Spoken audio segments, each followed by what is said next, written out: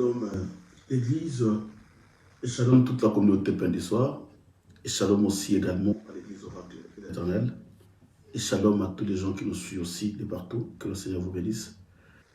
Voilà, Dieu a permis encore, bien aimé, que nous soyons encore là devant sa face pour vous apporter la bonne nouvelle, vous apporter l'évangile éternel, cet évangile qui est en train de préparer l'Église pour l'enlèvement. Nous en avons tellement besoin, bien aimés. Voilà pourquoi Dieu a voulu que dans ces temps où nous sommes un peu calmes dans nos maisons, que nous puissions suivre ces enseignements qui va nous aider. Bien aimés, le but de Dieu, c'est que nous héritons le royaume. Le but de Dieu, c'est que même si nous sommes délivrés physiquement, charnellement sur la terre, mais son but réel est que nous puissions, bien aimés dans le Seigneur, hériter son royaume. Voilà pourquoi tous ces enseignements qui vont nous ramener dans l'héritage du royaume, ce sont ces enseignements-là qui sont tellement importants pour l'Église au temps de la fin. Voilà pourquoi nous vous bénissons partout où vous êtes, les hommes de Dieu, les enfants de Dieu, l'Église, que Dieu vous bénisse. Je sais que nous sommes ensemble, même si la distance nous sépare, nous sommes ensemble, même si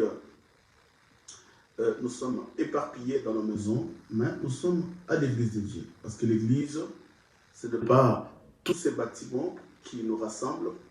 L'Église, ce n'est pas les temples physiques que Moïse avait construits, mais l'Église, c'est toi qui es le temple de Dieu. Et pendant que Dieu est encore là, son Église, bien-aimée, est encore sur la terre. Son Église est permanente sur la terre. Pour partager. Alors, nous voulons, bien aimé, commencer notre enseignement. Nous voulons commencer notre enseignement, bien aimé, dans le Seigneur. Voilà pourquoi nous allons confier ces moments entre les mains du Seigneur. Nous allons confier à Dieu ces moments précieux de l'enseignement, de la parole, que le Seigneur seul nous conduit, que le Seigneur seul nous accorde, bien aimé,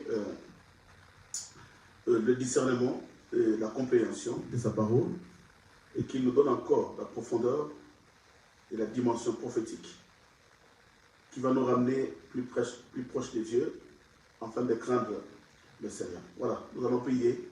Éternel Dieu d'Israël, nous te bénissons parce que tu es Elohim. Nous te sommes infiniment reconnaissants pour ces temps si précieux et tu as voulu tant de paix que nous puissions, Seigneur, nous approcher de toi. Oui, il y a des morts, il y a des malades, mais tu as voulu, Seigneur, que nous soyons comptés parmi les vivants et que la grâce de Dieu soit parmi nous, Seigneur, parce que tu as voulu, Seigneur, que nous soyons en bonne santé pour que nous puissions nous présenter devant toi pour écouter la bonne nouvelle. Bénis ce peuple qui nous suit en ce moment. Bénis ce peuple à qui tu as disposé leur cœur et leur pensée pour écouter, Seigneur éternel, les ainsi, dit le Seigneur. Accorde-leur l'entendement spirituel et surtout le discernement pour qu'au travers de ces enseignements, nous nous approchions encore plus proche de toi et pour enfin, Seigneur, comprendre le mystère et comprendre ce qui est bien et ce qui est mauvais. Je me présente devant toi comme ton serviteur, un simple envoyé. Seigneur, celui qui est élevé en ce moment, c'est toi, car c'est toi qui parles. Moi, je suis qu'un simple instrument que tu utilises, Seigneur, pour véhiculer ta parole, ta pensée, pour que cette parole puisse atteindre ton peuple. Merci, Éternel. Sanctifie mon âme, sanctifie mon esprit. Seigneur éternel, accorde-moi l'intelligence divine et la sagesse divine. Toute parole qui sortira de moi pour blesser tes enfants, je le brise au nom de Jésus-Christ de Nazareth. Toute parole, Seigneur, qui sortira de moi pour vexer ton peuple, je le brise au nom de Jésus-Christ de Nazareth. Oui, que toute parole qui sortira de moi provienne de la source intarissable, qui est le trône de la majesté de Dieu. Oui, nous le croyons que tu es là, au nom puissant et glorieux de Jésus-Christ. Nous t'avons ainsi prié et nous te disons tous Amen. Bien-aimés, nous sommes reconnaissants de ce moment que Dieu a voulu que nous puissions encore être ensemble et partager la parole de Dieu. Que le Seigneur soit béni et vous aussi également Bien-aimés dans le Seigneur, soyez bénis. Donnez-moi votre attention parce que nous allons parler de quelque chose de très important qui va nous introduire dans le retour glorieux de Jésus. Vous allez comprendre que depuis qu'on a commencé, on n'a pas encore parlé du retour de Jésus. Et là, nous allons clôturer, si Dieu le veut, aujourd'hui sur le dernier signe qui nous plonge dans le retour glorieux de Jésus-Christ.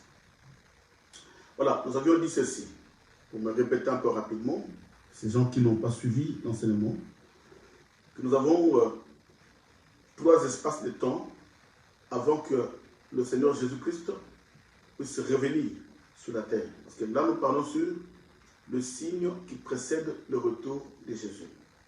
Il y a premièrement l'enlèvement, et après l'enlèvement, il y a 2 périodes, il y a 3 périodes, 3 temps qui se succèdent. Il y a 3 temps qui passera avant que le Seigneur Jésus-Christ puisse arriver. Le premier temps, c'est le temps de 3 ans et demi où le oint vont prêcher la parole. On a été là un bon moment et on en a parlé sérieusement. Le premier temps, c'est le temps où le oint doivent prêcher la parole, doivent sceller du sceau et la marque des dieux pour les gens qui vont rejoindre l'époux et l'église. Les gens qui vont résister à la bête, qui vont croire au message de Dewan et ils seront scellés de la marque de Dieu, le sceau de Dieu, qui est le sceau de l'Esprit. Et le deuxième temps, c'est les 3 ans et demi, qui va faire 7 ans, les 3 ans et demi, où l'Antichrist, la bête, va monter de l'abîme, de la mer, de la terre, et il va prendre le pouvoir politique et le pouvoir religieux, et il va dresser la statue. Afin que tous ces gens qui seront à cette période-là, qu'ils puissent adorer la bête. Alors, avant d'entamer, je vais répondre à une question. Il y a une maman qui m'a posé la question. Que, papa, mais tu nous as parlé de... Suis bien la question, bien aimé, ça va t'aider aussi. Parce qu'on a parlé sur quand la bête montera, il va cesser les sacrifices et il va détruire le temple. Et la maman m'a posé la question de quel temple la bête va déposer l'abomination de la désolation. Ça, c'est une bonne question. Bien aimé, quand le temple est détruit, les sacrifices sont arrêtés, les dévoins sont tués. Maintenant, il y a la bête qui commence son travail. Mais c'est quoi le temple? Écoutez-moi bien. C'est quoi le temple là où l'abomination sera posée? Nous allons comprendre cela plus vite et nous allons expliquer cela encore plus profondément les jours à venir. Que le temple de Dieu, c'est nous. Nous sommes le temple de Dieu en esprit. C'est que quand l'abomination viendra, l'abomination sera installée dans le lieu saint. Oh, le lieu saint dans le corps de l'homme, c'est quoi? C'est l'âme et le cœur. Voilà pourquoi la Bible dit que c'est de l'abondance du cœur que la bouche parle. Tout ce qui est dans l'homme réside dans le cœur. Maintenant, quand il viendra, il va déposer son enseignement de l'abomination dans le cœur de l'homme. Maintenant, tout ce que l'homme fera provient du cœur.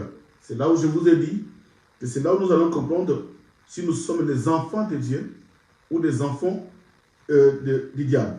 Or, les enfants de Dieu, ils ont la marque de la bête et ils vont obéir à Dieu. Et les enfants du diable, ils ont aussi la marque de la bête et ils vont aussi adorer la bête. Voilà, ça c'était la question pour comprendre que le temple c'est toi. Voilà pourquoi la Bible dit, ne savez-vous pas que vous êtes les temples de Dieu en esprit? Voilà, c'est pour autant dire que nous avons 3 époques. Il y a la première période où le dévoin va prêcher. Je parle bien après l'enlèvement. Voilà pourquoi nous insistons à l'église que bien aimé, c'est le temps de croire à la parole, c'est le temps d'obéir à la parole, parce que les choses qui suivront, de ce qui se passeront après l'enlèvement, bien aimé, ça sera des choses horribles. Voilà pourquoi nous sommes dans l'obligation d'enseigner tout ça à l'église pour que les gens ne soient pas distraits de poursuivre les prophètes pour la prophétie, que les gens ne soient pas distraits de poursuivre les hommes de Dieu seulement parce qu'ils ont des problèmes de la délivrance. Bien aimé, tu peux être délivré mais ces jours-là, tu n'entreras pas dans le royaume. Bien aimé, tu peux être en entier, mais tu n'entreras pas dans le royaume si tu as la marque de la bête. Mais vous allez comprendre qu'il y a 3 périodes. Il y a la période où les 2 mois prêcheront, les 3 ans et demi. Et il y a la deuxième 3 ans et demi où la bête va continuer à faire son travail. Mais je vous ai promis qu'à la fin de ces 7 ans, c'est-à-dire à la fin de 3 ans et demi, quand la bête va terminer son travail, quand la bête va terminer à mettre le sceau sur les gens qui vont l'adorer, les gens qui ne vont pas l'adorer, bien sûr, vous avez compris que ceux qui n'adoreront pas la bête au temps de la grande tribulation, là, pour manger, pour boire, pour acheter, pour vendre, il faut avoir la marque. Donc, il y aura une souffrance atroce que même la foi des élus, bien aimé, sera ébranlée. Oui, ça, c'est la Bible qui le dit.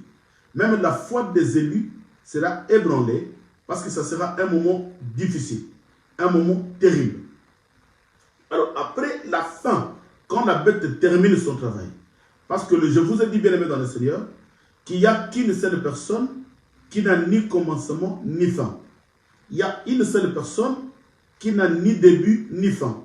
C'est Jésus, c'est Dieu lui-même. Mais le diable va commencer et il finira. La bête va commencer, il finira. Le dragon va commencer, il finira.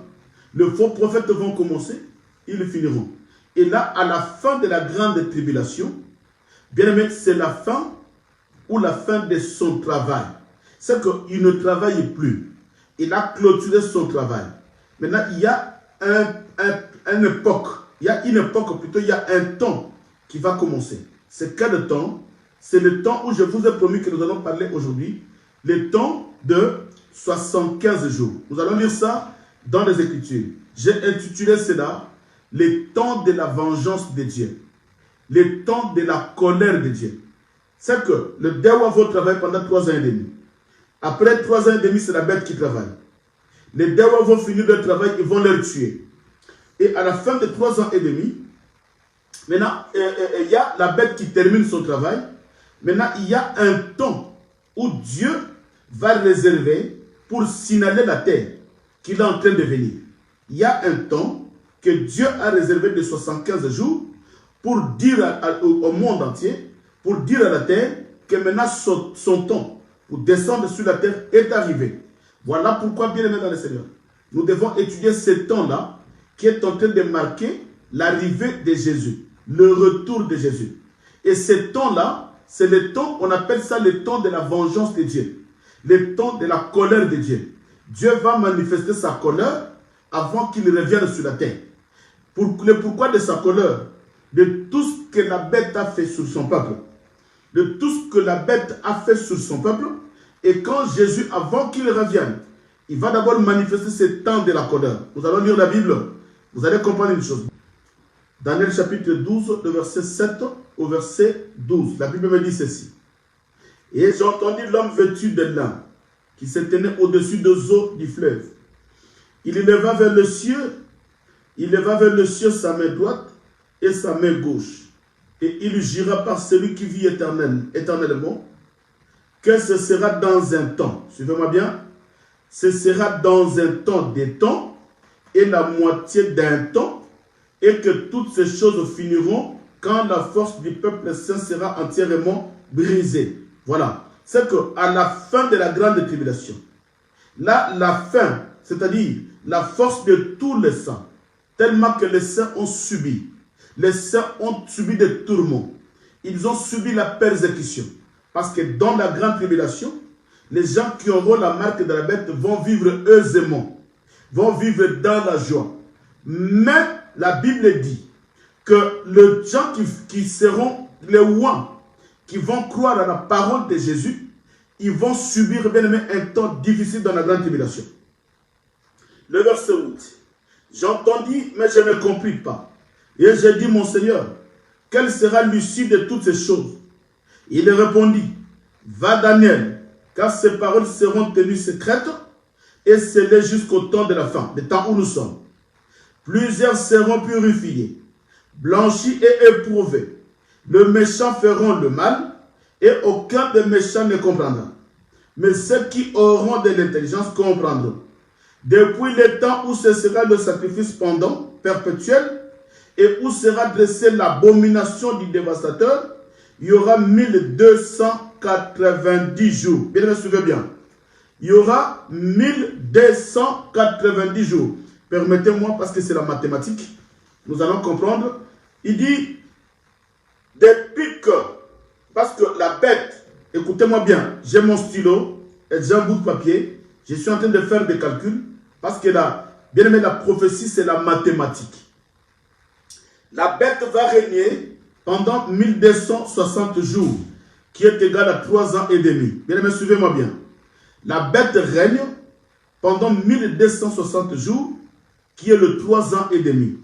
Mais la Bible dit ceci, que quand Jésus-Christ va envoyer le signe, ça sera quel temps?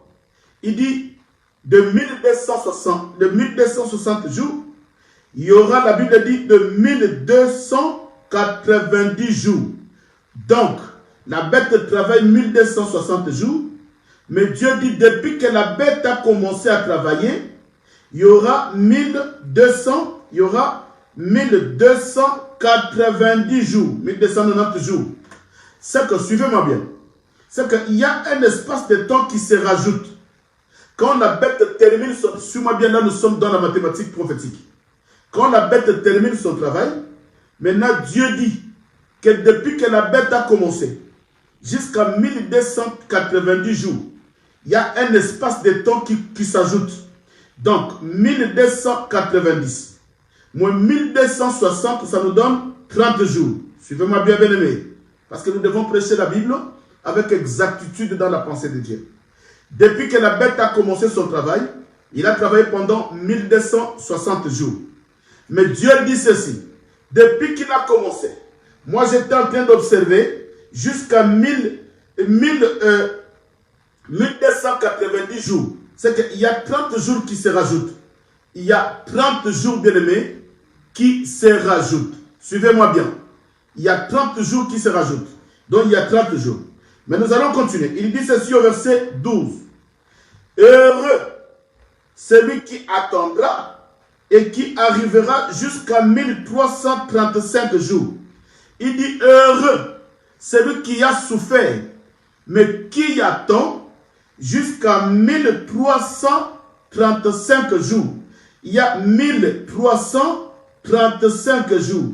Or, si on prend le 1335 jours, moins 1260 jours, ça nous fait 75 jours. Or, le 1335 jours, moins 1280 jours, ça nous donne 45 jours. Plus les 30 jours, ça nous fait 75 jours. Donc, il y a un espace de temps de 75 jours où Dieu va manifester des signes. Cet espace-là, c'est le temps où Dieu va manifester les signes. Mais vous allez comprendre pourquoi Dieu dit dans le verset 12. Heureux, c'est-à-dire heureux pourquoi? Heureux le peuple qui ont souffert à ce temps-là. Heureux les rois qui ont souffert à ce temps-là.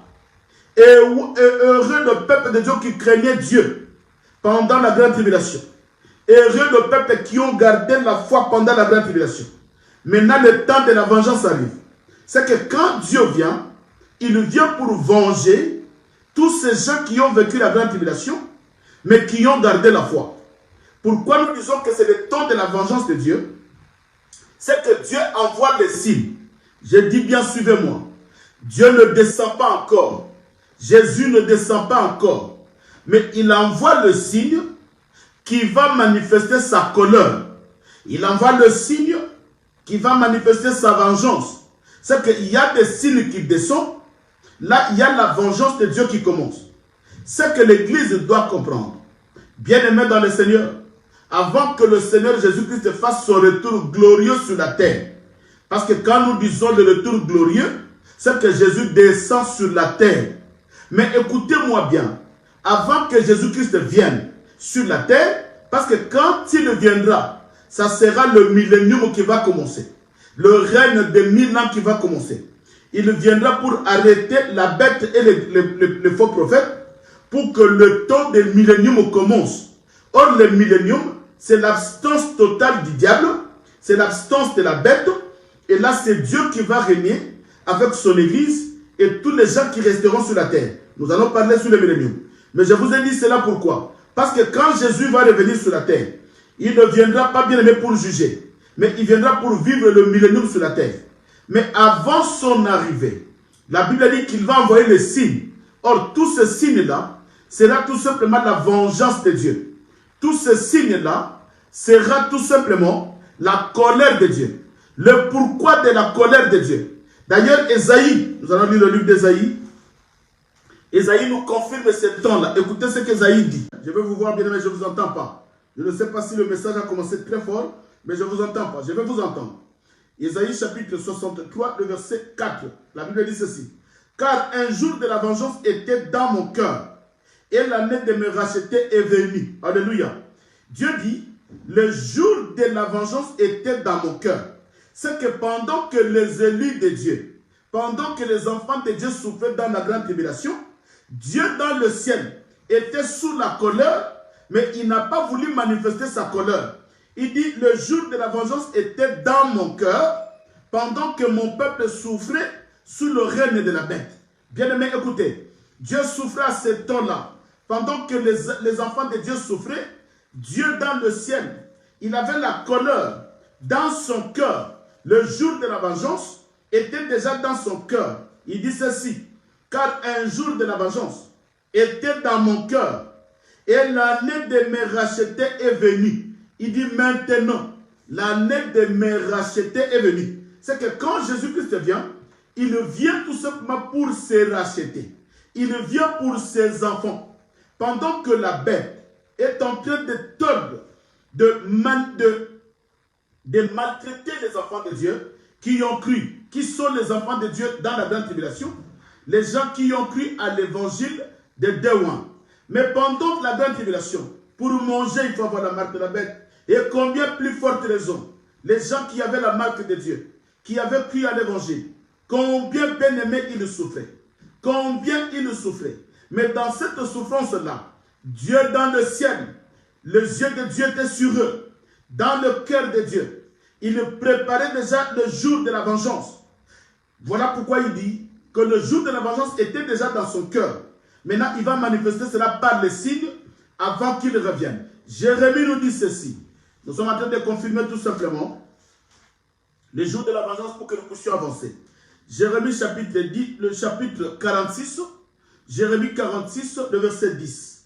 La Bible nous dit ceci. Ce jour est au Seigneur, à l'Éternel des armées. C'est un jour de vengeance où il se venge de ses ennemis. Le peuple dévore et se rassasie. Elle s'enivre de leur sang, car il y a des victimes du Seigneur, de l'Éternel des armées, au pays du septentrion, sur les rives de l'Euphrate. Écoutez, le prophète Jérémie est en train de confirmer que Dieu dans le ciel, pendant que ses enfants souffraient dans la grande tribulation, le jour de la vengeance était déjà dans son cœur. Dieu était en train de souffrir, bien-aimé. Voilà pourquoi je dis à l'église, cherche l'enlèvement maintenant.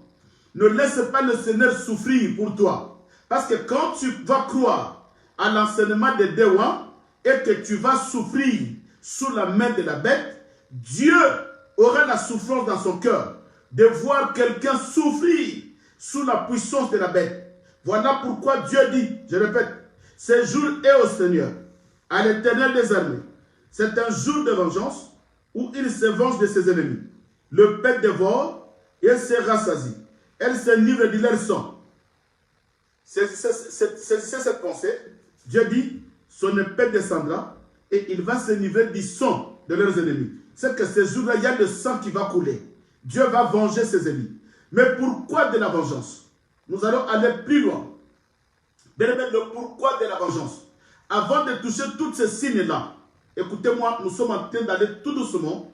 Mais nous allons comprendre quand nous allons parler sur le retour de Jésus. Je suis obligé d'expliquer toutes ces choses parce qu'on ne peut pas aller subitement sur le retour de Jésus sans parler sur cet espace de 75 jours. Pourquoi Dieu a permis, pourquoi Dieu a laissé cet espace de 75 jours avant qu'il revienne. Mais avant d'étudier les signes, bien aimé, avant de toucher les signes qui est dans le ciel, nous allons nous positionner d'abord dans l'ouverture des sceaux. Vous allez comprendre que pendant la grande tribulation, c'est là où les sceaux s'ouvrent.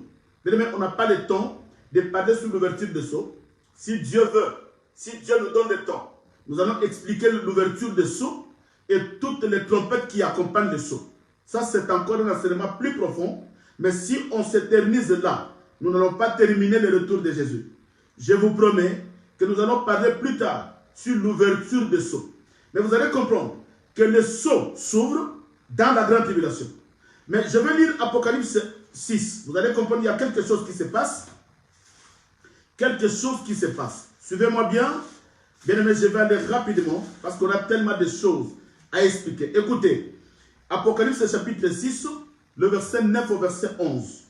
Apocalypse 6, le verset 9 au verset 11.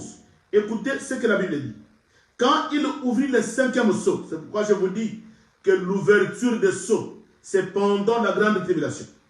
Quand il ouvrit le 6e sceau, ça nous sommes déjà au 6e sceau. Vous allez comprendre pourquoi je suis tombé sur le 6e sceau.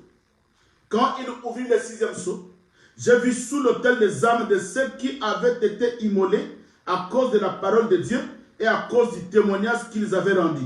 Ici, nous sommes dans la grande tribulation.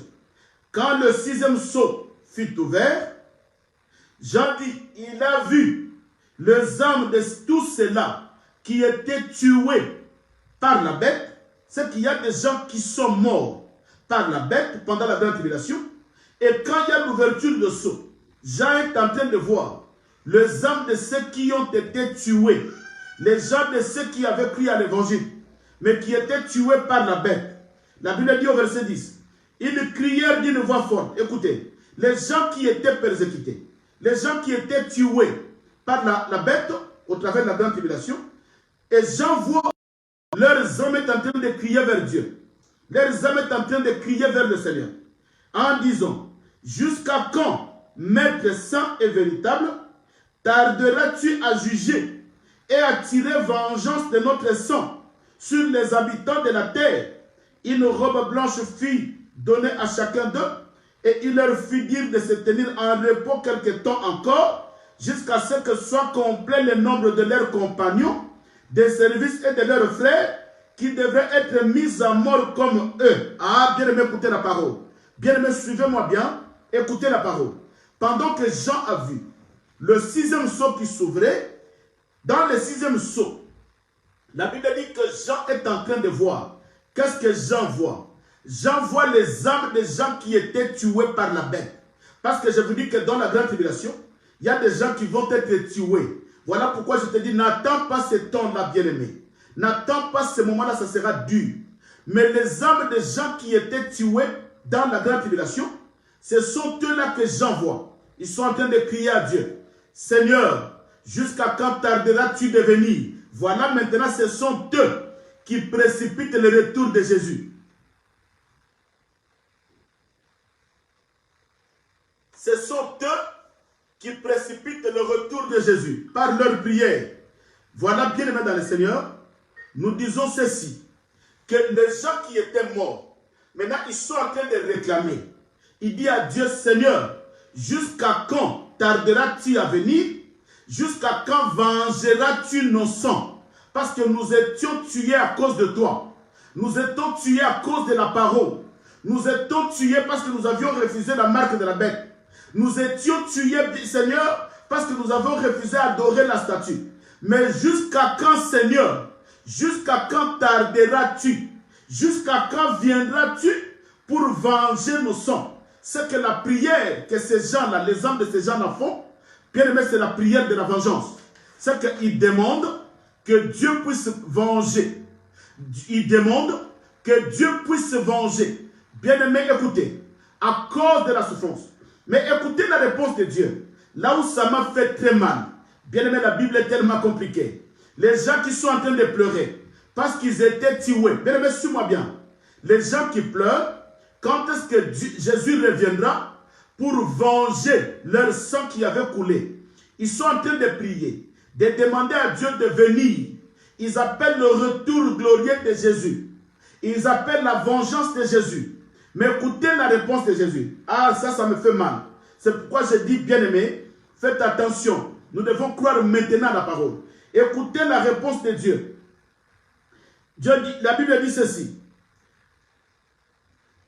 Maître, tirez la vengeance de notre sang sur les habitants de la terre. Écoutez, Dieu dit ceci. Une robe blanche fut donnée à chacun d'eux et il leur fut dit à se tenir. Écoutez, il dit, leur fut dit à se tenir au repos quelque temps encore. Bien aimé, les gens qui pleurent, qui demandent la vengeance parce qu'ils étaient morts à cause de la parole. Ils étaient morts parce qu'ils ont refusé la bête. Ils étaient morts parce qu'ils ont refusé l'enseignement de la bête. Ils étaient morts parce qu'ils ont refusé d'adorer la bête. Mais écoutez la réponse de Dieu. Il leur donne le vêtement blanc. Il dit restez encore. Il dit restez encore quelque temps jusqu'à ce que soit accompli le nombre de leurs compagnons de service et de leurs frères qui devraient être mis à mort encore. Bien aimé, écoutez ce que Dieu dit. Il dit vous qui pleurez restez encore là jusqu'à ce que les autres meurent. Oh là là. Bien aimé, ça c'est un évangile. Quand tu suis, tu dis mais pourquoi le Seigneur peut permettre ça? Pourquoi Dieu peut répondre à ceux qui sont en train de pleurer que restez encore là-bas, là où vous étiez enterrés. Restez encore là-bas jusqu'à ce que le nombre soit accompli. Quel nombre? Les gens qui vont encore être tués. Mais c'est que Dieu laisse les gens de mourir. Cela signifie quoi? C'est qu'il est en train, dans ce moment-là, de mettre la foi des gens qui ont cru à l'évangile de Dewa. Maintenant, ils mettent leur foi en épreuve. Si réellement ils ont cru à la parole, bien aimé, ils mettent maintenant leur foi en épreuve. Bien aimé dans le Seigneur, aujourd'hui notre foi est mise en épreuve. C'est bien, mais la bête n'est pas là. Notre foi est mise en épreuve. Mais c'est bien, mais la bête n'est pas là. Mais à ce moment-là, bien aimé, ta foi qui sera mise en épreuve, quelle est cette épreuve-là? Bien aimé, aujourd'hui l'épreuve, c'est que des fois tu ne te maries pas. Des fois, tu as des soucis. Des fois, tu as des problèmes. Et c'est ça les épreuves. Mais dans cette période-là, les épreuves, bien-aimés, ne sera pas le mariage. Ne sera pas ce que tu vois. Ne sera pas des petites souffrances. Tu manges, tu t'habilles, mais tu as des petites souffrances, c'est l'épreuve. Mais dans cette période-là, bien-aimé, l'épreuve sera quoi? Sera la tribulation. La tribulation. Voilà pourquoi Dieu répond aux saints. Il y a les âmes des saints qui crient vers Dieu, qui demandent la vengeance, qui demandent que Dieu puisse descendre parce qu'ils ont tellement souffert. Mais écoutez la réponse de Dieu. Dieu leur répond, attendez encore jusqu'à ce que les autres puissent mourir. Alléluia. Bien aimé, Dieu permet que les autres puissent mourir avant qu'il arrive. Quelle souffrance. Quelle souffrance, bien aimé. Et quelle mort ces gens-là vont mourir. De la mort de la bête. Couper les mains, couper le pied, de quelle mort? Ça ne sera pas la mort naturelle, mais la mort de la bête. Alléluia. Voilà pourquoi je demande à l'église. Bien aimé, c'est le temps de croire à la parole, parce que cette mort-là sera une mort horrible, sera la mort terrible. Mais écoutez, pendant cette période-là, qu'est-ce qui se passe? Pendant que les gens sont en train de souffrir sur la terre, il y a quelque chose qui se passe dans le ciel. Bien aimé, suivez-moi bien. C'est un enseignement profond. Je veux que tu puisses comprendre cela très bien. Pour que tu puisses craindre Dieu. Pour que tu ne traverses pas des églises en église. Pour aller chercher, bien aimé, la délivrance que tu n'auras pas. Pour ne pas te déplacer de l'église à l'église. Pour aller chercher la bénédiction et des prophéties bidons. Mais écoute l'évangile qui te donnera la crainte. Pour que tu prépares ta vie. Pour que tu ne subisses pas tout ce que la Bible est en train d'expliquer. D'après l'enlèvement. Apocalypse chapitre 8. Écoutez. Là maintenant nous sommes dans le 7e saut. Écoutez ce qui se passe. Apocalypse chapitre 8, 1 à 5. Bien aimé, suivez-moi bien. Nous sommes dans Apocalypse chapitre 8, du 1er au 5e verset. La Bible dit ceci. Quand il ouvrit le 7e saut. Maintenant nous sommes dans le 7e saut. Toujours dans la grande tribulation. Quand il ouvrit le 7e saut, il y a dans le ciel un silence d'environ une demi-heure. Bien aimé, écoutez. Il y a un silence d'environ une demi-heure. Je vais vous comprendre, bien aimé. Quand le 7e saut était ouvert, la Bible dit, dans le ciel, il y a un silence. Il y a un silence d'environ une demi-heure. Et j'ai vu 7 anges qui se tiennent devant Dieu et 7 trompettes. Les anges avaient 7 trompettes, leur fut donné. Et un autre ange vint et il s'étend sur l'autel. Et il y a un encensoir d'or, on lui donna beaucoup de parfums, afin qu'il les offre avec le prière de tous les saints. Écoutez, ici encore, il dit, l'ange avait la prière de tous les saints qui étaient tués. La prière de tous les saints sur l'autel d'or qui est devant le trône.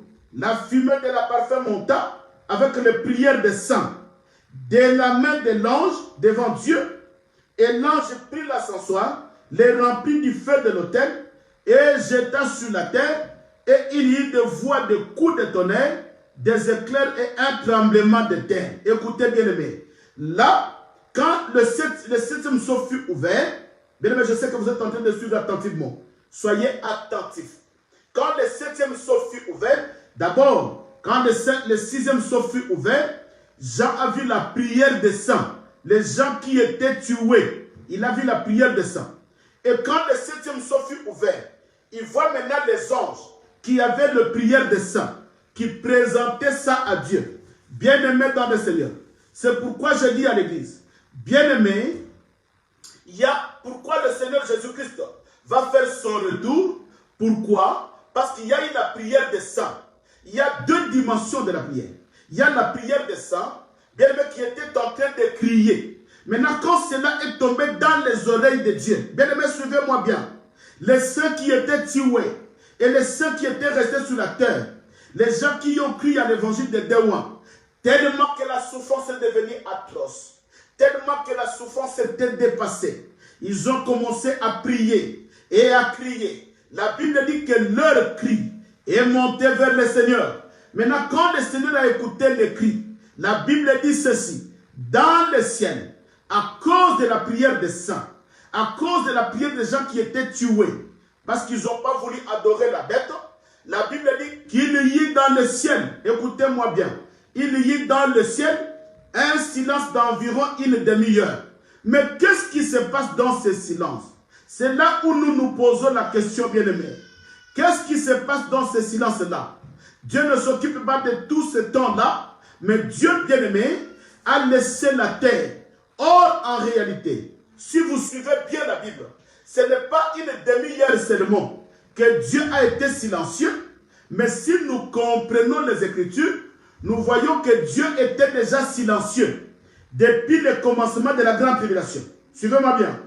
Depuis que les Déouans étaient morts, écoutez-moi bien, depuis que la bête a tué les Déouans, déjà il y a eu le silence de Dieu. Il y a eu le silence de Dieu parce que la bête est en train de maltraiter les gens, mais Dieu ne parle pas. La bête est en train de tuer, Dieu ne parle pas. La bête est en train de sceller les gens sur sa marque, Dieu ne parle pas. C'est que dans le ciel, le silence n'était pas tout simplement une demi-heure, mais le silence était depuis que la bête a commencé son travail, la bouche de Dieu était fermée, il y a eu déjà le silence sur la terre. Mais qu'est-ce qui se passe maintenant dans cette période-là? Pendant que, écoutez-moi bien, mes amis, pendant qu'il y a le silence sur la terre, dans le ciel, dans cette période-là, de silence d'une demi-heure, il y a quelque chose qui se passe dans le ciel. Bien aimé, écoutez, les gens ont vu le silence d'une demi-heure dans le ciel, mais il y a quelque chose qui s'est passé dans le ciel. Qu'est-ce qui s'est passé? Daniel, le chapitre 7. Alléluia. Oh, l'évangile. Daniel, le chapitre 7. Écoutez, bien aimé. Daniel, chapitre 7, le verset 8 au verset 11. La Bible nous dit ceci. Daniel, chapitre 7. J'ai considéré les cornes et voici une autre petite corne sortie du milieu d'elle. Et 3 des premières cornes furent arrachées devant cette corne. Et voici, elle avait des yeux comme les yeux d'homme et une bouche qui parlait avec l'arrogance. Le verset 9. Je regardais pendant que l'on plaçait le trône. Écoutez, pendant qu'il y a le silence, il y a un travail qui se fait dans le ciel. J'ai regardé pendant que l'on plaçait le trône et l'ancien des jours s'assit. Son vêtement était blanc comme la neige et les cheveux de sa tête étaient comme de la laine pure. Son trône était comme des flammes de feu et le roue comme un feu ardent. Un fleuve d'eau, un fleuve de feu. Écoutez, un fleuve de feu coulait et sortait devant lui. 1000 milliers le servaient et 10 000 millions se tenaient à sa présence.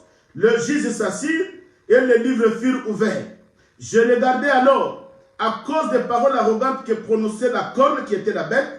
Et tandis que je regardais, l'animal fut tué et son corps fut détruit, livré au feu pour être brûlé. Bien-aimés, écoutez, écoutez. Nous traversons un moment, je vous dis, c'est le moment de la vengeance de Dieu, mais c'est un enseignement fort pour arriver au retour de Jésus. Mais écoutez, qu'est-ce que Daniel voit? Daniel dit ceci. Pendant qu'il y avait un silence d'environ une demi-heure dans le ciel, pendant que les gens pleuraient sur la terre, or, pendant ce silence-là, il y a quelque chose qui s'est passé dans le ciel. Et Daniel a vu cela pendant que Jean dit qu'il y a eu un silence d'une demi-heure. Mais écoutez, Daniel explique que dans ce silence-là, il y a quelque chose qui se passe dans le ciel. Qu'est-ce qui se passe? Il y a le trône de Dieu qui commence à s'installer. Alléluia. Le trône commence à s'installer. La Bible dit que c'est le trône du jugement. C'est que pendant ce silence, il y a le trône de Dieu qui commence à s'installer. Il y a les anges de Dieu qui ont eu déjà des trompettes. Le trône commence à s'installer. Il y a des juges qui se mettent dans chaque trône. Bien-aimé, c'est que Dieu commence déjà à préparer le jugement. Dans ce silence-là, dans le ciel, Dieu commence à placer le trône du jugement. Parce que le trône du jugement arrive pendant que le monde voit qu'il y a un silence dans le ciel. Or, dans ce silence-là, bien-aimé, il y a le trône qui commence à s'installer. C'est comme si il y a un concert, ils installent le podium pour dire que voilà, on installe le podium, on installe les instruments parce que le concert va commencer. Or, dans le ciel, on installe, bien-aimé, des trônes. Il y a des juges qui commencent à prendre place. Alléluia. Oh, on installe des trônes. La Bible dit, Daniel a vu que pendant ce silence-là, on est en train d'installer les trônes et sur le trône, il y a des juges qui prennent déjà la place parce que le jugement va bientôt commencer. Alléluia. Le jugement va bientôt commencer. Et la Bible dit que sous le trône là, il y a le fleuve de feu. Et le fleuve de feu qui sort. C'est que le fleuve de feu, c'est déjà l'image de jugement. Parce que Jérémie 23, 29 dit, dans Jérémie 23, 29, la Bible dit, ma parole n'est-elle pas un feu? Voilà pourquoi cela signifie que toute la parole qui sortira de ce trône-là sera la parole de feu qui sera le jugement. C'est que le temps de jugement commence déjà à arriver. Alléluia. Or, quand Daniel parle des juges, mais là-bas nous avions lu dans Apocalypse, Apocalypse parle des anges. Il y a écoutez-moi bien, écoutez-moi. Daniel nous parle des juges qui s'assoient sur le trône, là où le feu sort pour commencer à juger. Or, Apocalypse, Jean nous dit, il a vu des anges avec des trompettes de jugement qui vont déjà commencer à sonner la trompette de jugement. C'est que le temps de jugement commence déjà à arriver. C'est que le travail des juges et le travail des anges qui sont la trompette, c'est le même travail de jugement parce que le jugement approche. Voilà pourquoi nous disons à l'église bien-aimée, nous devons faire un effort parce que le temps du jugement approche. La trompette que les anges sonneront, ça sera la trompette de jugement. Mais nous sonnons la trompette de rassemblement. Voilà pourquoi nous disons à l'église, venez rassembler tout autour de l'agneau. Venez rassemblons-nous tout autour de la parole. Mais à ce temps-là, les trompettes qui sonneront seront les trompettes de jugement. Voilà pourquoi, bien-aimés, dans cette période-là de silence dans le ciel, les gens voient le silence. Dieu ne fait rien. Les gens voient le silence. Voilà, je vais ramener ça dans le sens doctrinal. Bien-aimé dans le Seigneur, le silence de Dieu dans ta vie, ce n'est pas que Dieu ne te voit pas. Le silence de Dieu dans ta vie, ce n'est pas que Dieu t'a abandonné. Pendant que Dieu est dans le silence, tu as prié. Tu vois, Dieu est toujours silencieux. Dieu ne dit rien.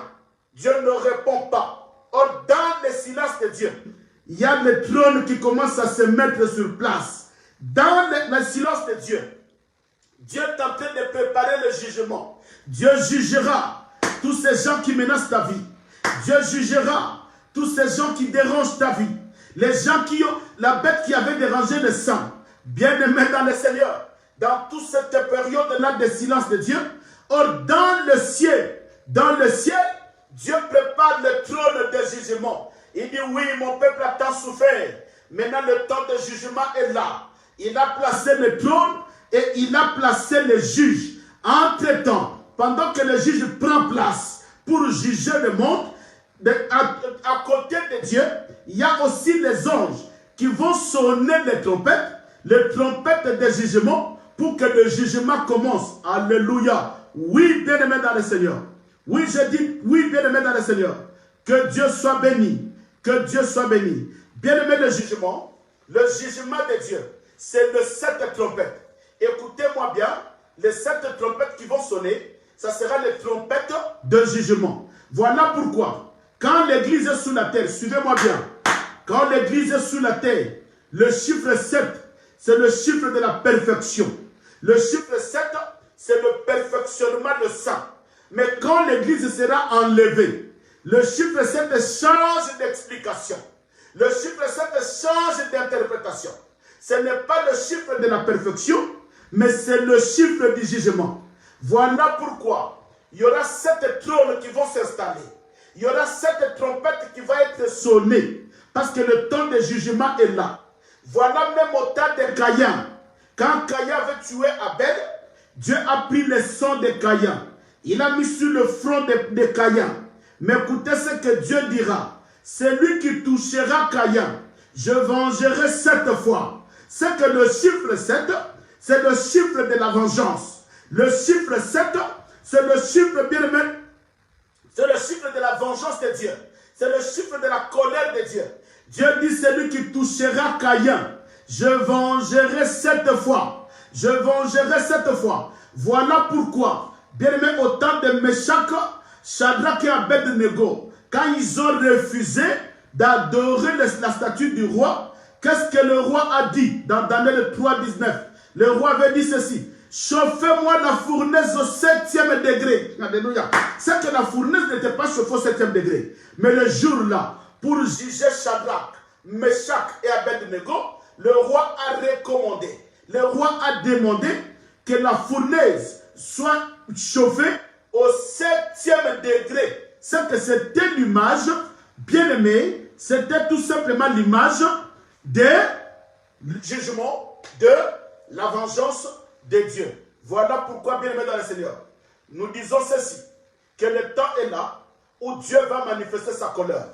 Le temps est là où Dieu va manifester sa colère. C'est dans cette période-là, de 75 jours, dans cette période de temps, de 75 jours, c'est le temps de la colère de Dieu. Jésus ne reviendra pas sans venger ses élus.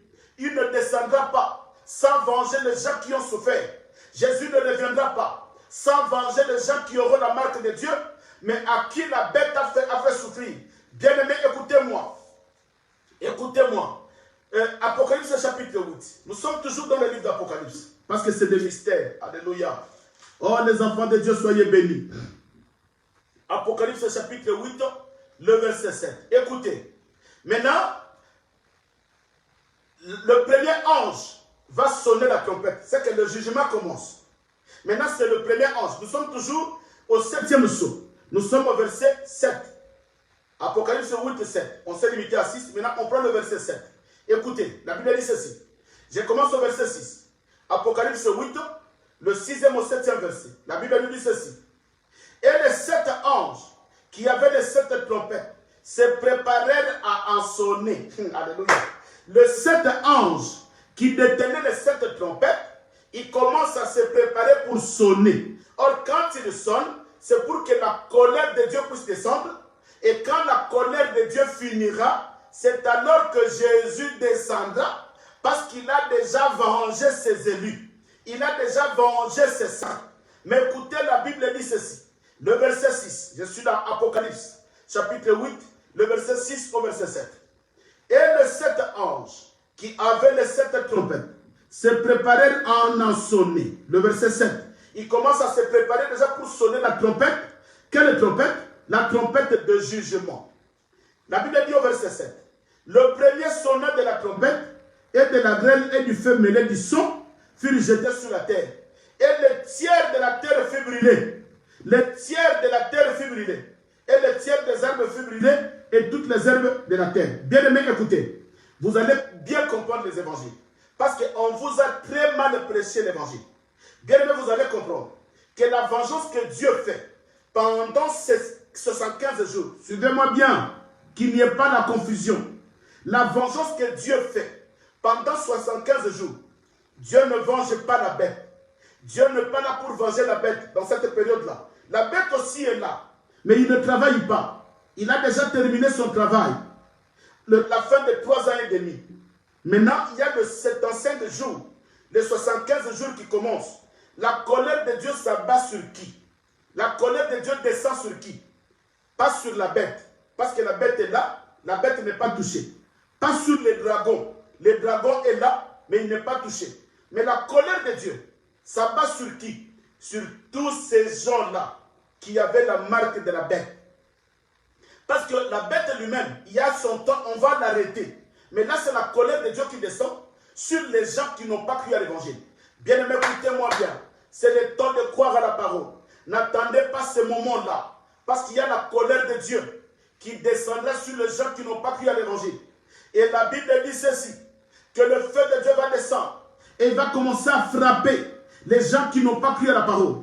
Bien aimé, il y aura la colère de Dieu sur les gens. Mais la Bible dit qui? C'est quelle colère? La colère tombera sur qui? La Bible précise. Sur le trois quarts. Bien aimé, écoutez. Le tiers de la terre. Tiers de la terre. Le tiers de la terre. Le tiers, c'est qui? C'est le 3. C'est que la terre est divisée. Suivez-moi bien. Là, je vais maintenant dans l'enseignement évangélique. La terre est divisée en 4 parties. 4 parties. Il y a la première, la deuxième, la troisième et la quatrième. Maintenant, la Bible dit que la colère de Dieu va descendre sur le 3 quarts. Sur le 3 quarts de la terre. C'est que la première partie sera frappée. Deuxième partie sera frappée. Troisième partie sera frappée. Mais la quatrième partie ne sera pas frappée. La terre est divisée par 4 parties, mais il y a le 3 quarts de la terre qui sera frappé. Bien aimé, c'est qui le 3 quarts de la terre? C'est qui le 3 quarts? Nous allons dans Matthieu chapitre 13. Lisez-moi Matthieu chapitre 13. Bien aimé, il y a le parabole du semeur. La Bible dit le premier quart de la terre. Il y a 3 quarts de la terre qui seront touchés. Le premier quart de la terre, c'est qui? C'est les gens qui reçoivent l'évangile. Mais l'évangile qui tombe sur le chemin. Et les oiseaux viennent, ils ravissent cela. Cela veut dire quoi? Les gens qui sont en train de recevoir la parole, mais le diable vient, il détruit cette parole. Ça, c'est une portion de la terre où le feu de Dieu va descendre, où la colère de Dieu va descendre. Les gens qui écoutent la parole, même le diable vient, il ravit. C'est que c'est une portion de terre qui avait reçu la sémence qui est la parole, mais les oiseaux sont venus, ils ont ravi cette parole. Mais je veux vite, parce que c'est un enseignement que vous connaissez. Je ne vais pas m'acharner là-dessus. Je ne veux pas rester là. Deuxième partie de la terre, c'est une terre qui est une terre pierreuse, qui n'a pas beaucoup de terre. Quand la sémence tombe et que le soleil vient, le soleil brûle la sémence. C'est qui? C'est les gens qui reçoivent la parole, qui reçoivent la parole, qui croient un temps, mais au bout d'un temps, ils retournent dans le péché. Au bout d'un temps, ils retournent dans le mal. Ça, c'est la deuxième partie de la terre qui sera vengée pendant 75 jours. Et la troisième partie de la terre, c'est qui? C'est une terre qui est pleine des épines. Pleine des épines, c'est qui? C'est les gens qui écoutent la parole, mais cette parole est étouffée par le désir de ce monde. Les gens là qui vont chercher la délivrance partout. Lui, le désir, il doit être béni. Il doit avoir les enfants. Il doit se marier. Le désir de ce monde. C'est la troisième portion de la terre qui écoute la parole, mais cette parole est étouffée. Voilà pourquoi, bien aimé dans le Seigneur, si vous êtes dans une église là où il y a la connaissance de la parole, et que vous étiez avec une maman, avec un frère ou un papa, avec un frère bien aimé ou une soeur, quand il fuit l'église qui a la connaissance de la parole, ne vous lamentez pas. Cette personne-là, c'est la troisième terre qui avait reçu la parole, mais cette parole est étouffée par le désir de la chair. La parole est étouffée parce qu'il va aller chercher la délivrance. Lui, la parole n'a pas de place. Mais la quatrième portion de la terre, c'est quelle terre? Bien, c'est une bonne terre qui a cru à la parole, qui a la parole qui a la bonne sémence, une parole bien aimée qui produit des fruits. Et c'est cette portion de la terre-là qui sera combattue dans la grande tribulation. Voilà pourquoi je dis à l'église, bien aimé, je vais énumérer les signes rapidement. Il est quelle heure? Bien aimé, donnez-moi 10 minutes seulement, s'il vous plaît. Je vais énumérer rapidement les signes, bien aimé, de la colère de Dieu avant que le Seigneur Jésus-Christ puisse descendre. Il y a des signes qui se manifestent. Apocalypse chapitre 6. Suivez-moi bien. Apocalypse, nous allons lire deux écritures dans Apocalypse chapitre 6 et Matthieu chapitre 7. Et tout ça, ça parle de même signe qui va se manifester pendant ces 75 jours. Bien aimé, nous sommes à l'espace de 75 jours.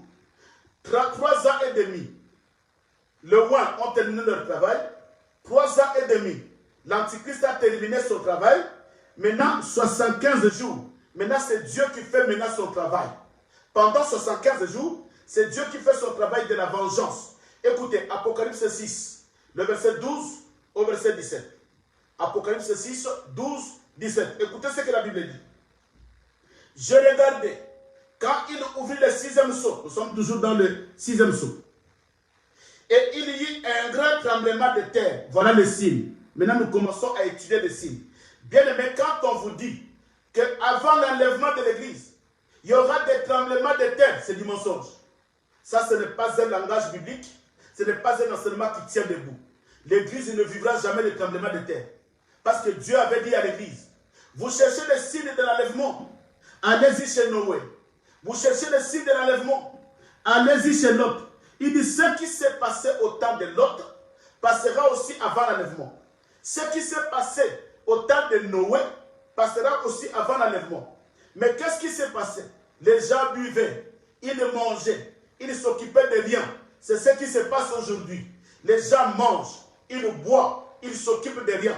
Ils vont chercher les églises qui leur prêchent le manger. Ils vont chercher les églises qui leur prêchent le boire. Ils vont chercher les églises qui leur prêchent la délivrance qu'on n'obtiendra même pas. Mais ils n'ont pas besoin de l'enseignement qui va leur préparer. Pourquoi? Parce que nous vivons au temps de Noé et au temps de Lot.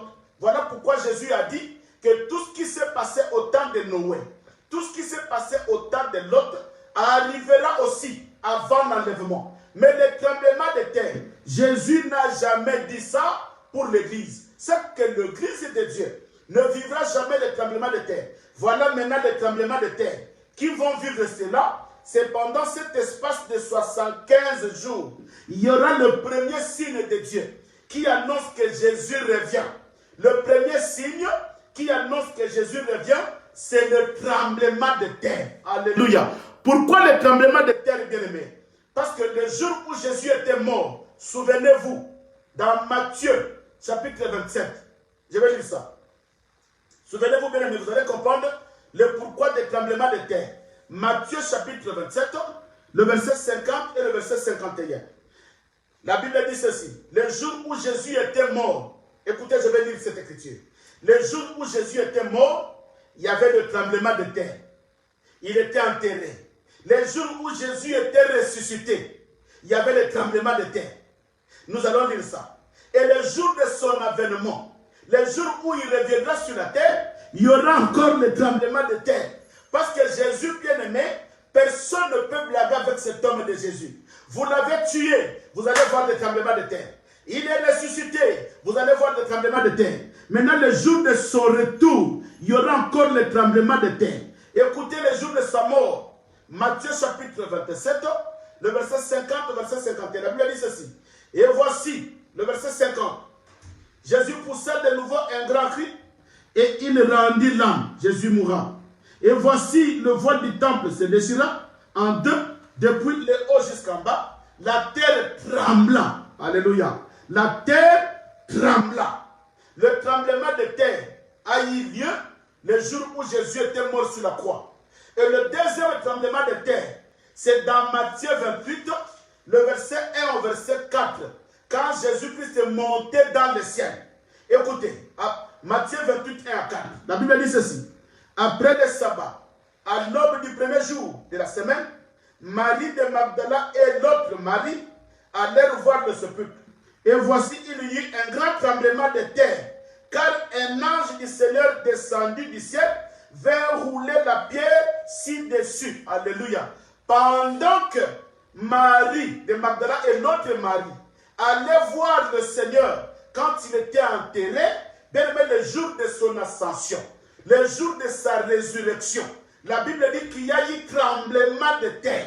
Parce qu'il devait vous faire voir, d'abord, le jour de sa mort, que vous n'êtes pas capable de le tuer, il y a eu tremblement de terre. Le jour de son ascension, il a dit au monde que vous n'êtes pas capable de l'enterrer, il y a eu tremblement de terre. Maintenant, dans le livre d'Apocalypse, Apocalypse 9, nous sommes dans Apocalypse 9. La Bible dit ceci. Le quatrième ange sonna de la trompette, et j'ai vu une étoile qui était tombée du ciel. D'abord, il y a eu tremblement de terre. Il y a eu tremblement de terre. Bien aimé, écoutez. D'abord, il y a eu tremblement de terre. Et deuxièmement, c'est pourquoi je vous ai dit, je vais aller en parallèle. Bien aimé, l'évangile, on ne le presse pas comme ça. Nous allons toucher le parallélisme. Vous allez comprendre. Ce que Jésus avait parlé dans Matthieu, c'est ce que aussi Jean est en train de voir dans l'île de Patmos. Ce sont des choses qui marchent de pair. Je vais commencer d'abord par Matthieu 24. Écoutez, je vais lire Matthieu 24. Vous allez comprendre ce que Matthieu dit. Ce que Jésus-Christ a dit. Je vais aller rapidement, bien aimé, et nous allons clôturer. Supportez-moi. Supportez-moi. Matthieu 24. J'ai lu le verset 7. Premièrement, le verset 7, il dit, une nation se lèvera contre une autre, et un royaume contre un royaume. Et il y aura en divers lieux des famines, voilà, des famines et des tremblements de terre. Voilà pourquoi Jésus avait répondu aux disciples que quand je reviendrai, le retour glorieux de Jésus, il dit qu'il y aura la famine et il y aura des tremblements de terre. Pourquoi la famine? Parce que pour manger, il faut avoir la marque de la bête. Pour vendre, il faut avoir la marque de la bête. Bien aimé, aujourd'hui, il n'y a pas de famine. La Bible dit qu'au temps de Noé, les gens mangeaient et buvaient librement. Au temps de Lot, les gens mangeaient et buvaient librement. Mais quand le retour de Jésus viendra, c'est alors qu'il y aura de la famine.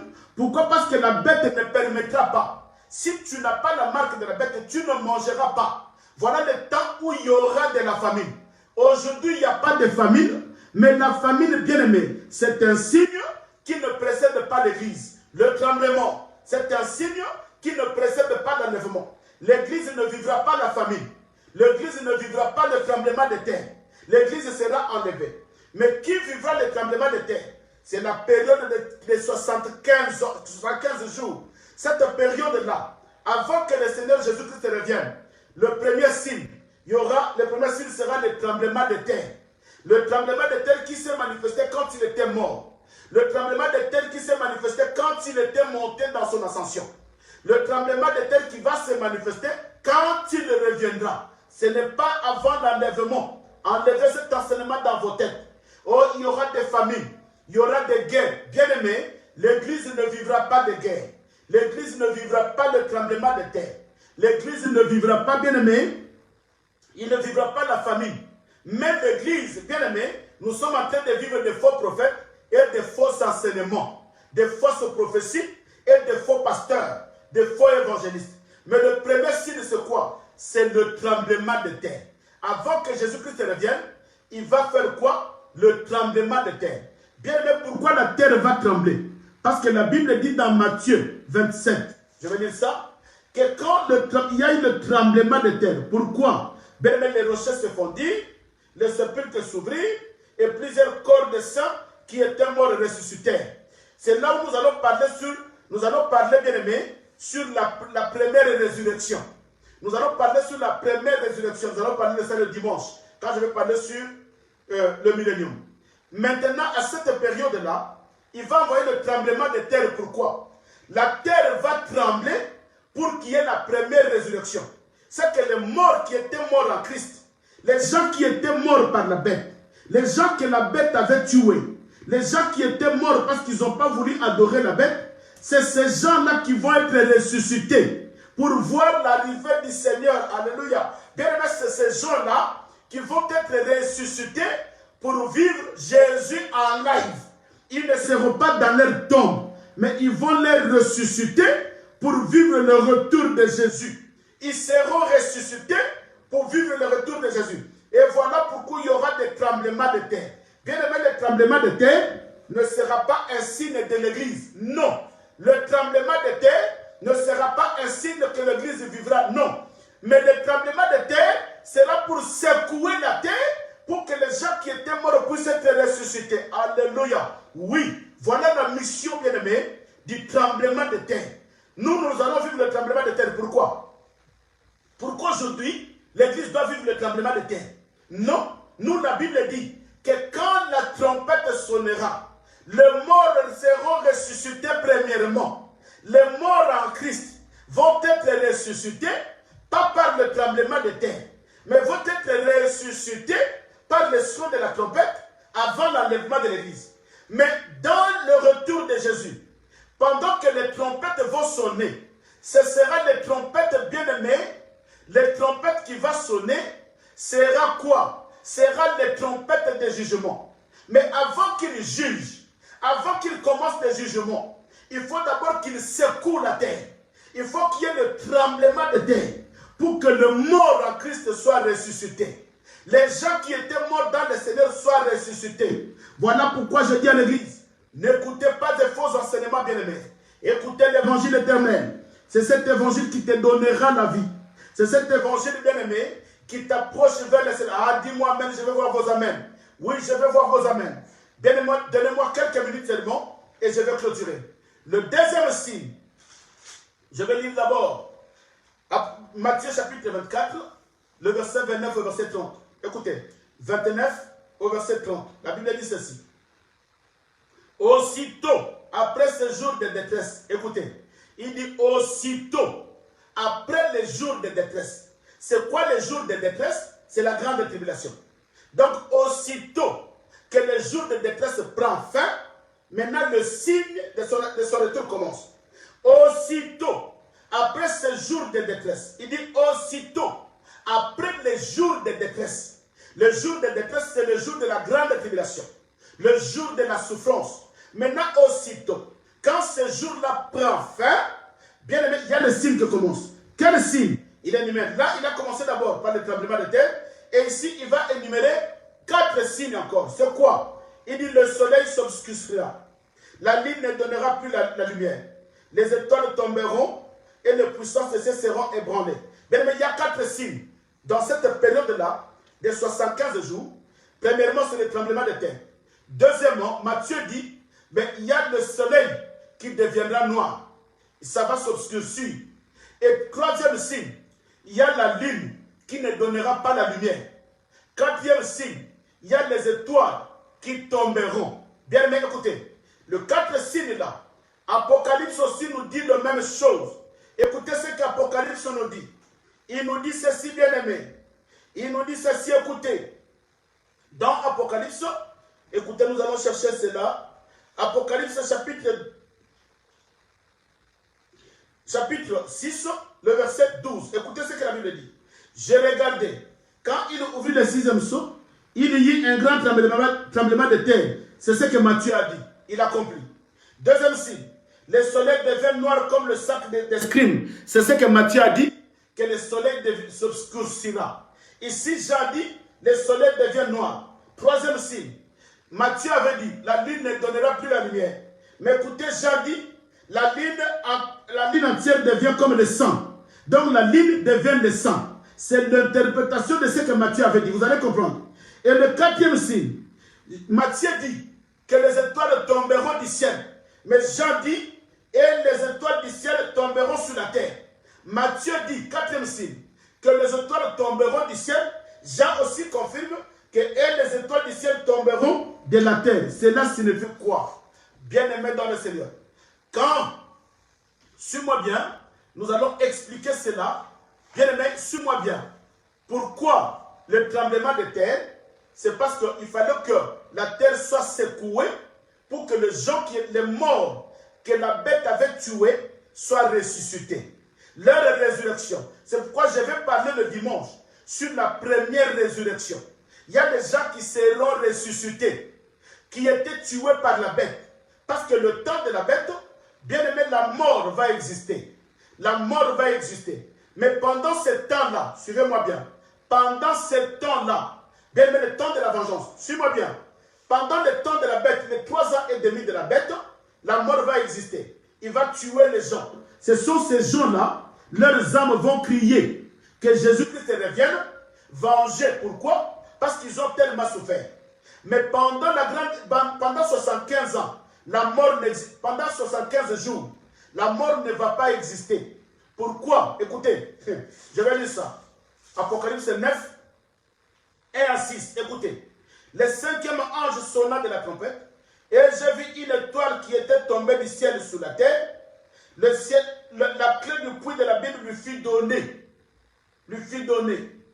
Et elle ouvrit le puits de la Bible et il monta du puits de fumée comme la fumée d'une grande fournaise. Et le soleil et l'air furent obscurcis, c'est le même signe, par la fumée du puits. Des sauterelles sortirent de la fumée et répandirent de la terre, et il leur fut donné le pouvoir, comme le pouvoir qu'avait le scorpion de la terre. Il leur fut dit de ne point faire le mal à l'herbe de la terre, ni dire aucune arbre, mais seulement aux hommes qui n'avaient pas, les hommes qui n'avaient pas le sceau de Dieu. Le verset 5. Écoutez bien aimé. Écoutez ce que la Bible dit. Oh, j'aime l'évangile. Le verset 5, il dit ceci. Il leur fut donné le nom, non de tuer, mais de tourmenter pendant 5 mois. Et les tourments qu'elle causait étaient comme le tourment que causait le scorpion quand il piquait un homme. Le verset 6. Écoutez le verset 6. Le verset 6. Là, nous sommes dans cet espace de 75 jours. Écoutez ce que le verset 6 dit. En ce temps-là, les hommes chercheront la mort et ils ne la trouveront pas. Ils désireront mourir et la mort fuira loin d'eux. Alléluia. Oh, il dit à ce temps-là, les hommes chercheront la mort. Qui vont chercher la mort? Les gens qui ont la marque de la bête. Parce que quand Dieu va descendre, il va commencer à les frapper. Il va commencer à le juger. Maintenant, les gens vont chercher la mort. La Bible dit, ils vont aller vers les montagnes. Daniel dit, ils diront aux montagnes, tombe sur nous. Mais la mort n'existera pas. Parce qu'à ce moment-là, bien aimé, la bête n'a pas le pouvoir et Dieu ne va pas tuer. Il va maltraiter tous ces gens-là. Toi qui attends avoir la marque de la bête, dans la grande tribulation, les saints seront maltraités. Mais dans l'espace de 75 jours, c'est maintenant les gens qui ont la marque de la bête qui vont être maltraités. Ils vont chercher la mort. La mort ne va pas exister. Il va aller tomber dans l'eau. Bien aimé, l'eau va le repousser. Il va plonger dans le feu. Le feu va le vomir. La mort ne va pas exister. Pourquoi ils vont chercher la mort? Parce que la vengeance de Dieu, bien aimé, est plus que la vengeance de la bête. La vengeance de Dieu est plus que la vengeance de la bête. Bien aimé, même si aujourd'hui, le monde des ténèbres te combat, mais quand Dieu va venger, bien aimé, la vengeance de Dieu, personne ne peut la supporter. La vengeance de Dieu, voilà maintenant, les gens qui ont la marque de la bête, pendant 75 jours, et que Dieu descendra sur sa vengeance, ils vont commencer à chercher la mort. Nous cherchons la mort, mais la mort ne va pas exister. La mort ne va pas exister. Voilà pourquoi je retourne sur le signe. Le premier signe, c'est le tremblement de terre. Pourquoi? Pour que le mort soit ressuscité. Je vais clôturer. Le deuxième signe, c'est le soleil. Matthieu dit, le soleil s'obscurcira. Apocalypse dit, le soleil devient noir. Cela veut dire quoi? C'est que dans ce temps de vengeance, Dieu va aveugler les gens qui ont cru à la bête. Dieu va les aveugler et Dieu va les détruire. Pourquoi? Parce qu'ils ont cru à la bête. Ce sera le temps noir pour ces gens-là qui avaient cru à la bête. Ça sera un temps noir. Les saints ont souffert sous la main de la bête. Maintenant, les gens qui ont la marque de la bête vont souffrir sous la main de Dieu. Voilà, ça sera un temps noir. Pour qui? Pour les gens qui ont la marque de la bête. Parce que pendant 75 jours, la vengeance de Dieu, qui souffre maintenant? les gens qui ont la marque de la bête, maintenant tout change. Voilà pourquoi la Bible dit dans l'Apocalypse, heureux, heureux les gens qui ont la marque de Dieu, parce que pendant 75 jours, vous serez heureux. Vous serez heureux parce que Jésus descend pour venger. La vengeance de Dieu descend. Bien aimé, d'abord le tremblement, pour que les hommes de Dieu qui étaient morts soient ressuscités. Deuxièmement, le soleil deviendra noir, pour que les gens qui avaient la marque de la bête ne voient pas qu'ils traversent un temps sombre. Et le troisième signe, Matthieu dit, la lune ne donnera plus la lumière, mais Apocalypse dit, la lune devient le sang. Or, le sang, c'est le temps du carnage. C'est que Jésus va envoyer son armée, ça sera le temps du carnage. Ce que la bête a fait aux saints, aux gens qui ont cru à l'évangile de Déouan, ce que la bête les a fait, c'est ce que aussi l'armée de Dieu fera aussi autant pendant 75 jours à tous ces gens-là qui ont maltraité le sang, à tous ces gens-là qui ont cru bien aimé à la bête. Pendant 3 ans et demi, la bête a maltraité le saint qui ont cru à l'évangile de Déouan. Mais pendant 75 jours, Dieu va maltraiter les gens qui ont aussi la marque de la bête. Voilà pourquoi la lune deviendra le sang. Pourquoi? Parce que dans sa vengeance, il y a le sang qui va couler. La mort ne va pas exister. Il y a le sang qui va couler parce qu'il va frapper avec l'épée, mais la mort n'existera pas. Le quatrième signe, c'est les étoiles qui tomberont. Matthieu dit, les étoiles tomberont du ciel. Apocalypse dit, les étoiles du ciel vont tomber sur la terre. C'est le même langage. Cela veut dire quoi? Le dernier signe, c'est les étoiles qui tomberont. Or, les étoiles, c'est quoi? Suis-moi bien, mais je vais clôturer par là. Pourquoi les étoiles doivent tomber? Parce que les étoiles, c'est la royauté. C'est que celui qui était roi, maintenant c'est fini pour lui, il doit tomber parce que Jésus revient.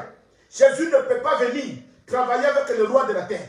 Or, qui était le roi? C'est la bête. Maintenant, la Bible dit que les étoiles doivent tomber. L'étoile bien aimée, c'est la royauté. Dans Matthieu chapitre 2, le verset 2, vous connaissez l'histoire. Quand les mages allaient adorer Jésus, la Bible dit, arrivés dans Jérusalem, ils ont posé la question, où est le roi des Juifs qui vient de naître? Où est la royauté de Dieu qui vient de s'installer sur la terre? Maintenant, les gens vont demander, qu'est-ce que vous avez vu? Nous avons vu l'étoile royale. Nous avons vu son étoile. La royauté, bien aimée, c'est l'étoile. Voilà pourquoi, avant que Jésus-Christ revienne, il faut que tout le roi de la terre, que leur mission puisse tomber par terre, que leur mission s'arrête. Voilà pourquoi le dernier signe pour que Jésus-Christ revienne, les étoiles doivent tomber. C'est que les gens qui étaient au-dessus, les gens qui régnaient, le roi qui régnait, tout le roi de la terre qui représente la bête, bien aimé, tout le roi de la terre doit tomber avant que Jésus revienne. Jésus ne reviendra pas pendant qu'il y a encore le roi qui règne. Jésus ne viendra pas. Mais avant que Jésus revienne, il faut que tout le roi bien-aimé tombe. Il faut que tout le roi tombe. Donc la bête doit tomber. Le dragon doit tomber. Et tout le roi qui règne doit tomber. Celui qui la bête bien-aimée qui avait le pouvoir politique doit tomber. La bête qui avait le pouvoir religieux doit tomber avant que Jésus-Christ revienne sur la terre. Gloire au Seigneur. Voilà bien aimé dans le Seigneur. J'ai voulu clôturer, excusez-moi, j'ai dépassé tellement de temps, mais j'ai voulu tout simplement clôturer bien aimé aujourd'hui avec l'espace de 75 jours. Qu'on ne vous enseigne pas d'autres évangiles qui ne tiennent pas debout. Nous avons qu'un seul évangile, qui est l'évangile éternel. C'est cet évangile-là que l'Église a besoin. Bien-aimé, n'attends pas ce temps-là. N'attends pas ce temps-là, parce que ça sera un temps fort. Mais les anges et les âmes de Dieu, les gens qui étaient morts, ce sont eux-là qui ont précipité le retour de Jésus. Ils étaient en train de réclamer, Seigneur, jusqu'à quand tu reviendras? Jusqu'à quand tu descendras pour juger cette nation qui nous a tellement maltraités? Jusqu'à quand tu reviendras? Bien-aimé, ça c'est le temps, le 75 jours qui va s'ajouter avant que Jésus-Christ revienne. Voilà la parole de Dieu. Bien-aimé, que le Seigneur vous bénisse. Que le Seigneur bénisse toute la communauté Pain du Soir. Que le Seigneur bénisse l'église oracle de l'Éternel. Qu'il bénisse aussi tous les hommes de Dieu qui prêchent l'évangile avec pureté, qui prêchent l'évangile avec exactitude. Ça, c'est l'évangile pur, l'évangile de l'exactitude que l'église bien-aimée a besoin. Et que Dieu bénisse le couple visionnaire. Papa Crispin et Mama Cathy, que la main de Dieu les accompagne. Que Dieu le bénisse, que Dieu le soutienne.